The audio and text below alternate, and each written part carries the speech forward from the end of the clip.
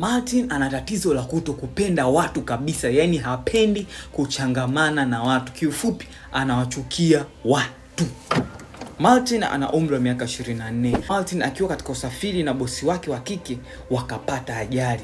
Bahati mbaya yule bosi make it. Kwa hiyo bosi alitangulia mbinguni. Martin hakuwa na marafiki wengi. Bosi wake ndo alikuwa rafiki yake wa karibu sana, na yule bosi alikuwa anamuelewa sana Martin kwa sababu Martin alikuwa ni kijana poa sana. Kwa sababu bosi wake alikuwa anampenda Martin, akawa amemwachia baadhi ya pesa alizokuwa anazimiliki. Hivyo Martin maisha yake hayakuwa mabaya, alipata pesa baada ya bosi wake kufariki.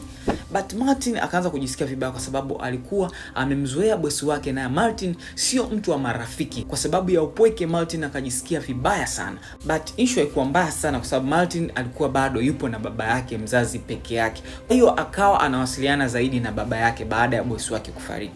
Siku moja baba yake mzazi aliona sehemu ya biashara ambayo inauzwa, akafikiria hiyo sehemu atainunua ili afanye biashara ya kahawa.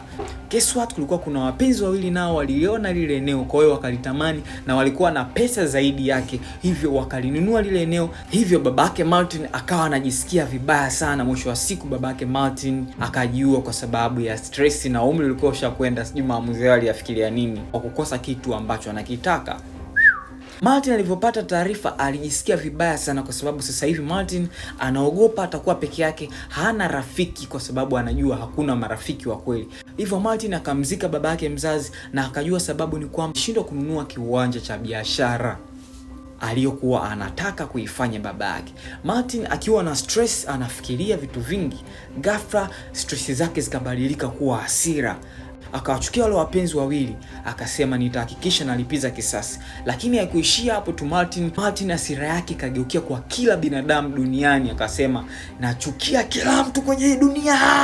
Akaamua kufanya revenge, na revenge hiyo ni kuua kila mtu atakayekutana naye.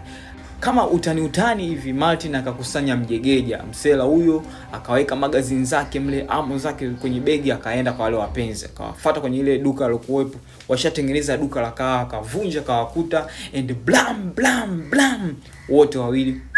Akaondoka akaenda sehemu fulani, kuna jengo la utalii. Kafika pale kuna watu wengi wamekaa na kunywa chai. Kafika pale kwanza akanywa chai ili apate energy ya kufanya kazi yake. Baada ya hapo akatoka nje, akakoki vitu vyake, akaingia kawafuata watu wanakula pale. Baada ya hapo akatoka nje. Rambo Martin akatoka nje. Mwisho wa siku Martin akaondoka. Kafika njiani kaona mwanamke ana watoto wawili, mmoja kambeba mkononi mtoto mchanga, mwingine anatembea naye, akashuka. Martin alikuwa anafanya mambo ya ajabu. Akapanda gari, akasepa, akapita kwenye kituo cha mafuta, akaona kuna watu pale wapenzi wawili hapo kwenye gari, akamuua mwanamke, akamteka yule jamaa, akamweka kwenye buti, akaenda paka kwenye ile eneo ambapo babake alikuwa anakaa, akafunga mle ndani. Sasa kuna mwandishi wa habari mmoja akapata taarifa, akafika ile eneo, akakuta kweli kuna watu wamepigwa risasi. Akachukua simu, akaanza kutafuta taarifa tofauti ili aweze kuziweka katika vyombo vya habari. Si unajua waandishi wa habari, katika kupiga simu ikaenda moja kwa moja kwa Martin. Kumpigia simu likaanza kucheka tu, linaongea vitu ambavyo vieleweki, kashachanganyikiwa Martin. Hivyo Martin akamwambia, sikiliza, unajihangaisha, hapa nilipo nimeshaua watu wengi na niko na mateka humu ndani. Mwandishi wa habari akasikia, akajua kumbe naongea naye ndio muhusika. Afu jamaa akamwambia, ole wako wapigie polisi. Dada akaogopa, akawapigia polisi. Jamani, kuna hichi kuna muuaji mmoja anajikuta yeye ni Rambo, kwa hiyo ameua watu wengi sana. Polisi wakaingia, wakafika pale, akamwambia Martin, unataka nini?